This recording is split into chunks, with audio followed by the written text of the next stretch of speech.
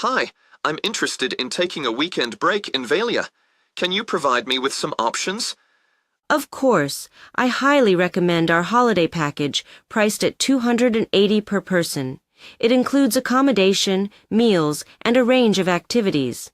That sounds great. What can I expect from the accommodation? We have carefully selected a reputable hotel for our clients. Each room is well appointed with a private bathroom, TV, and other amenities. Additionally, you'll enjoy a delightful view of the garden from your room. That sounds lovely. Are there any other unique features of the hotel? Absolutely. The hotel boasts a private beach located just 1 kilometer away. It's the perfect place to unwind and soak up the sun. That's fantastic. What activities are included in the package? Your holiday starts with a Friday dinner on the rooftop terrace of the hotel, where you can bask in the breathtaking sunset. That sounds romantic. Are there any other activities planned? Certainly. After dinner, you have 2 options. You can either join a lively dance session, which is popular among energetic young people, or attend a talk by a specialist. I think the second one is better. I'm not sure if I'll have enough energy for the activities on the following day. What's planned for Saturday morning? In the morning, we have a private tour to a museum with a knowledgeable guide. It's a fantastic opportunity to immerse yourself in the local culture. That sounds interesting. What about Saturday afternoon? Actually, in the morning, we also pay a visit to a studio, which is renowned for using glass to make an array of ornaments. It is a 1-hour trip. Then after lunch, in the afternoon, we've arranged a coach trip to watch an opera. It will be a delightful cultural experience. That's a nice addition. What about Sunday morning? You have the option to take a leisurely walk nearby, or you can book a complimentary massage to relax and unwind. It's a service that the hotel specializes in. I'll definitely do that. My wife loves them. Great choice. On Sunday afternoon, we have an exciting hill climbing trip planned. You'll have the opportunity to ride a donkey and enjoy the breathtaking views. That sounds like an adventure. And what's planned for Sunday evening? Sunday evening, we'll have a barbecue dinner at a restaurant located at the top of the hill. Our specialty is grilled lamb. It's a must-try dish. That sounds absolutely delicious. I'm convinced I'll book the holiday package. Thank you for your assistance. You're welcome. I'm confident that you'll have an amazing time in Valia. Let me assist you with the booking process. You will hear a man sharing his experiences with the oceanic island travelling. First, you have some time to look at questions 11 to 17.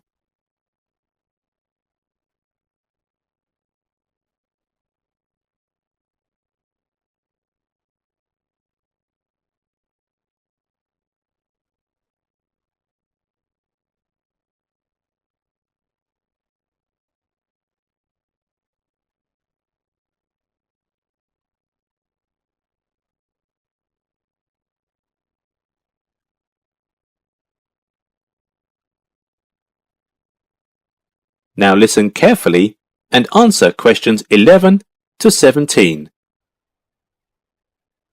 Hello, my name is Damon, and I would like to share my experiences of oceanic island travelling. First of all, some of you have been asking me how oceanic island travelling keeps its tour group members updated while they're on the travel trip. Please note that the information board is updated daily, and we encourage you to check it every morning before you begin your day on the beach, in the cottage, or participating in any of the many activities offered. So please remember to check it at the reception area in the front of the visitor centre of the resort. You are probably aware of the many different activities offered on our trips. There is something you should know before booking. Reservations are not necessary for most activities, such as sand soccer, beach volleyball, and even scuba diving. However, if you are planning to participate in our water skiing activity, we encourage you to book that activity at least 48 hours beforehand, as we hire an outside group to conduct this activity, and we need to notify them of how many participants will be involved. One of the many activities available to the guests is the Mystery Cave Tour. Some people interested in participating in those tours don't know what the ticket price includes. The ticket price includes transportation to the caves. All participants are required to wear a safety helmet inside the caves, and the ticket has covered that for you. If you are joining this tour, you will need to wear some comfortable shoes, as there will be some walking involved with this tour. If you are interested to see a map of the Mystery Cave in advance of your trip, you can see it on the Oceanic Island Travelling website. Of course, we will offer you a map of the cave if you need it during the tour, but it will cost an extra fee. For those of you interested in visiting the Davison Wildlife Park, you should know that the park is an excellent site for families, though it does attract a lot of zoologists to do some research. Again, transportation to the park is included in your ticket price.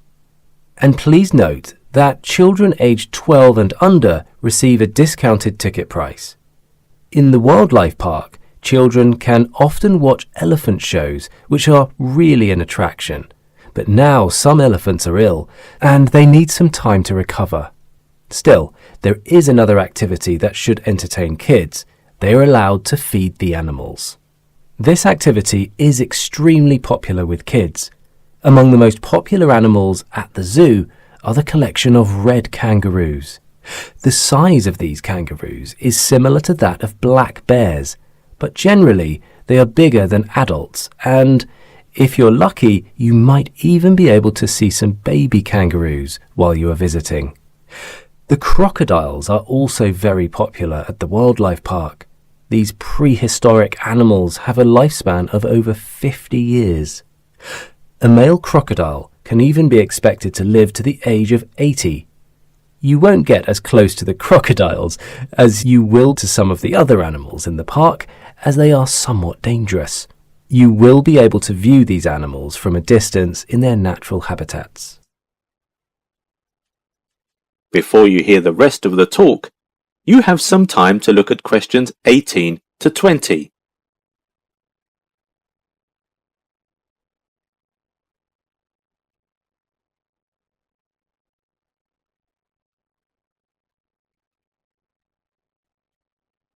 Now listen and answer questions 18 to 20. For those of you that have previously participated in this tour, please know that some of the activities which were previously available are no longer available and have been replaced with new activities. The barbecue and the bonfire are now restricted by ordinance due to fire precautions in the area. Instead of going hiking on the hills, most of our tourists prefer to visit many of the gift shops in the area to buy souvenirs for themselves or for family and friends who are not on the tour. The emu farm, which has previously been a popular place to visit, is now temporarily closed for business. But newly available to you is a popular trip offered to the Nelson Cheese Factory, in which visitors can take a tour and learn all about the process of manufacturing cheese. And finally, a visit to the St. John's Fruit Farm is another very popular day trip. The fruit farm is within walking distance of our cottages, and you can get there by minibus this time, but we'll have a few nature trails that go past the cottages in the future. At the farm, you will be able to pick strawberries and apples in the farm's orchards and fields. Many tourists enjoy this activity a lot. We don't have hill hiking in the area, but we do have tours that involve in other destinations. Contact me if you are interested. That is the end of section 2. You now have half a minute to check your answers.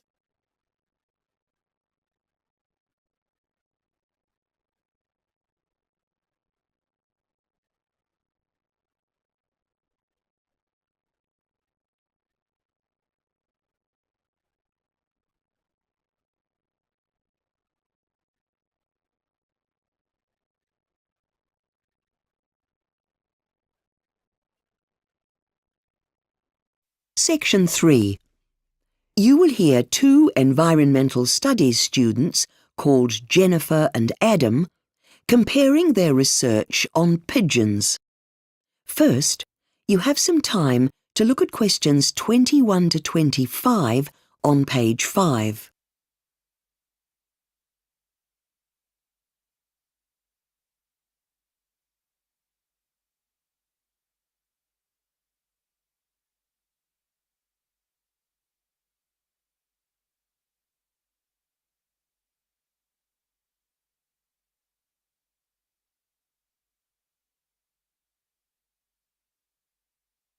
Now listen carefully and answer questions 21 to 25. Hi, Jennifer. Hey, Adam, are you ready to compare notes for our presentation on pigeons for next week? Yes, I think so. I found some really good sources describing all the different kinds of pigeons for the background section. Me too. I knew they were a common bird, but didn't realise there were so many types. I found an interesting new study on the Australian crested pigeon. It makes a special sound to warn the rest of the flock of danger. But a lot of birds use calls or songs to find a mate or to sound the alarm. What's special about this one? Well, it uses its wings. Really? Yes, if the pigeon is startled, it makes a whistling sound when it flies off. This sound warns other pigeons in the flock that there's danger. Interesting. I found a lot of stuff on the rock pigeons. They're the ones with the widest distribution. Of all the pigeon species, they've been the most successful at adapting to different environments, haven't they? In contrast to the rock pigeon, there's a pigeon in the north of Australia, the black-banded pigeon, which is restricted to one very small patch of forest. Another interesting thing about it is that unlike the typical pigeons we see on pavements and roads, it stays way up in the trees in the rainforest. That's unusual. They're varied in terms of diet as well. The Galapagos pigeon, for example, gets all its nutrients from this one kind of cactus that grows on the island where it lives. Really? So is there anything that pigeons can't eat? Yes, actually. They should stay away from meat because it contains bacteria that is dangerous to them. Oh, right. You know, I thought pigeons all looked the same, but their plumage is really variable too. The Nicobar pigeon from Indonesia is very attractive. It has beautiful metallic green feathers. It's a wonder they're not hunted. Before you hear the rest of the discussion, you have some time to look at questions 26 to 30 on page 6.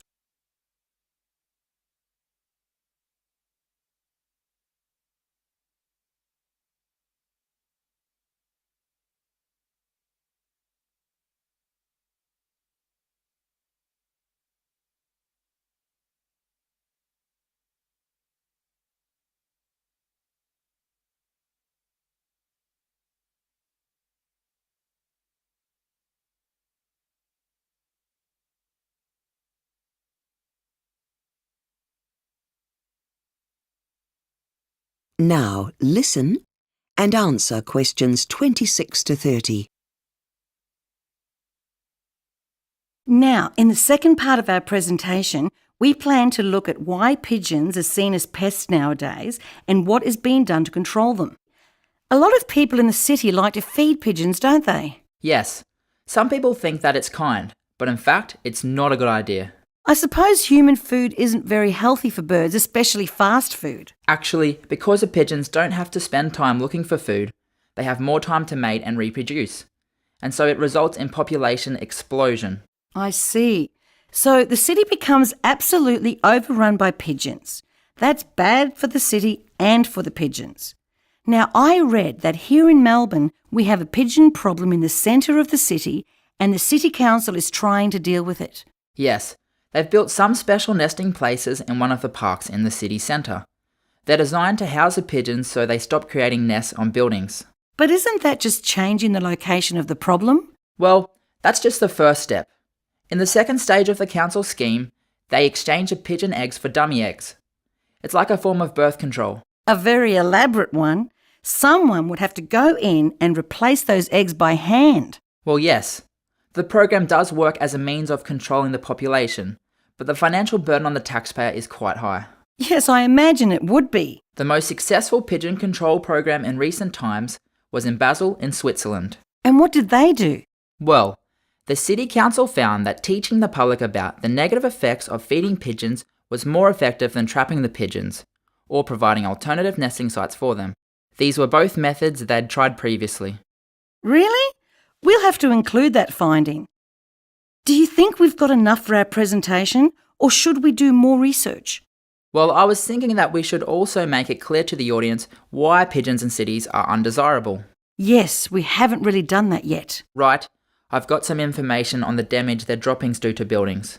And I've got something related to that on how their feathers can block gutters and pipes causing water damage. But I haven't found anything yet on the health risks to humans that urban pigeons pose. Neither have I. Let's look for some information about that and add it. Okay, can we meet again tomorrow in the computer lab too? That is the end of section 3. You now have half a minute to check your answers.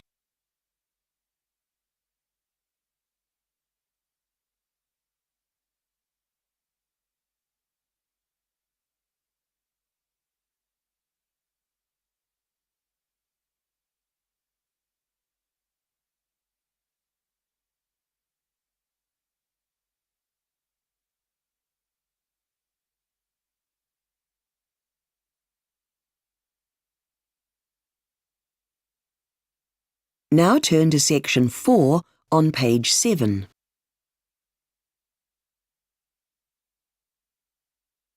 Section 4. You will hear a lecturer talking on the topic of sustainability. First, you have some time to look at questions 31 to 40 on page 7.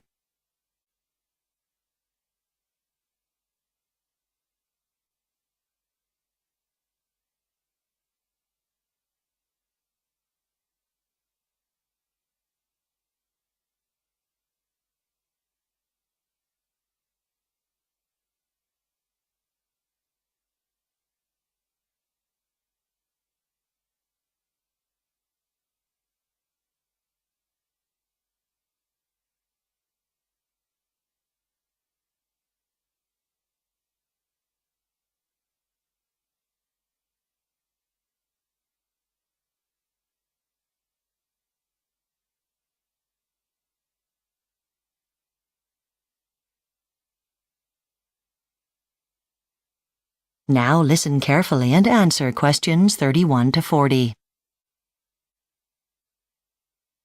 This week's lecture on a scientific topic of current general interest is on sustainability. The term sustainability is not new. It was first coined in 1987 in a report for the United Nations World Commission on Environment and Development. Since then, however, the term has been applied to everything from cars to agriculture and even economics. My specific focus, in fact, derives from this problem.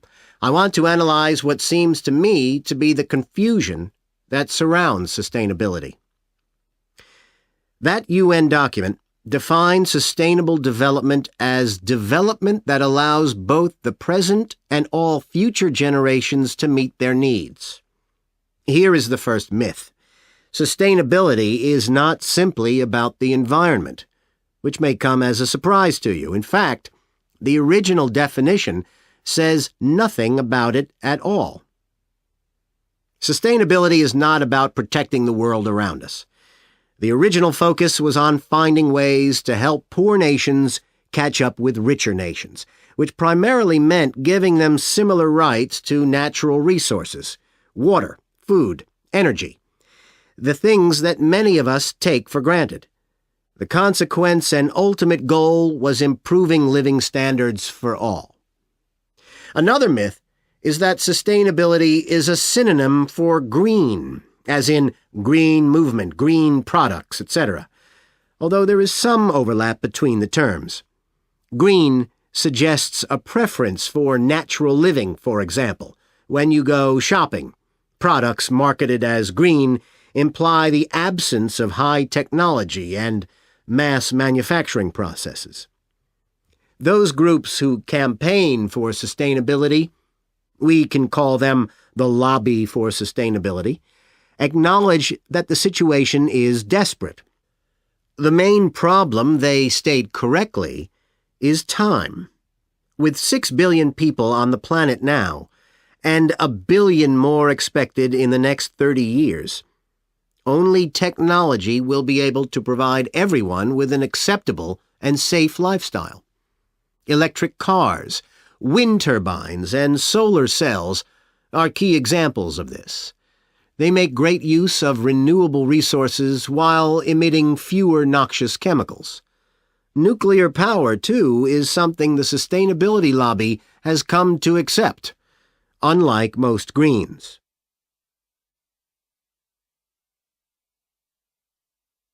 And here's the third myth. It concerns the role of technology. Technology is not rejected as evil, but we should not overemphasize the role of technology either. Take electric cars, for example. Researchers are currently working on plans to electrify the world's car fleet. New technology is currently being developed to make better batteries, giving longer performance. But a better way of thinking is perhaps to have battery stations for drivers to use on roads. When the battery is getting low, they simply swap the old one for a fully charged one. In other words, new business thinking, not new technology, for a sustainable future. There are similarities in agriculture, where knowledge can be more productive than new technology. Agriculture uses up about 3/4 of the world's water. Some crops are very thirsty and require a lot of water. So many farmers who believe in sustainability are now planting crops like sunflowers and wheat instead of corn, which are happy with much less water. In terms of water consumption, one of the biggest problems is that our diet is changing. As countries develop and people become richer, they aspire to a diet with more meat. Now, admittedly, most of the new births that will take our population to over 6 billion are going to be born in countries with largely vegetarian diets. However, most of them will be born in the city, and this is where water consumption is highest. That introduces the topic for next week's lecture, and we will be discussing. That is the end of Section 4. You now have half a minute to check your answers.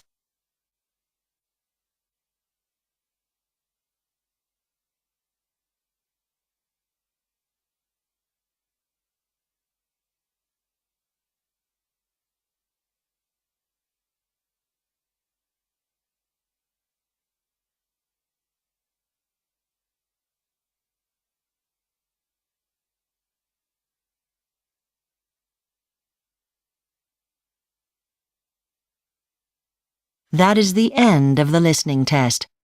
You now have 10 minutes to transfer your answers to the listening answer sheet.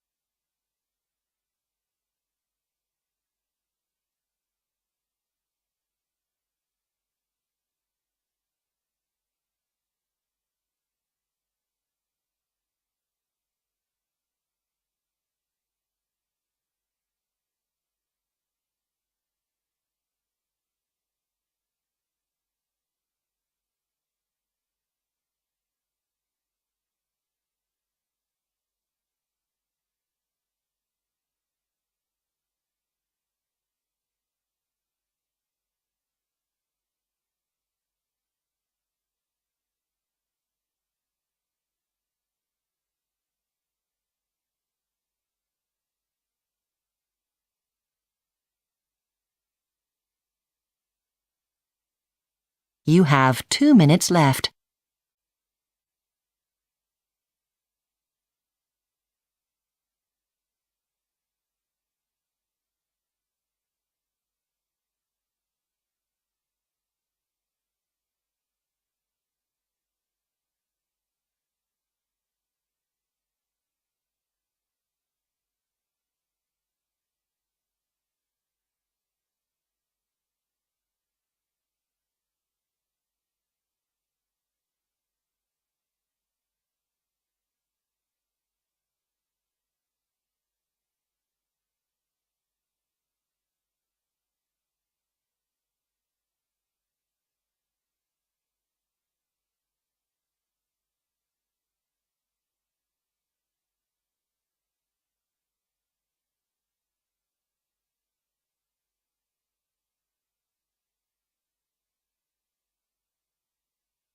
You have 1 minute left.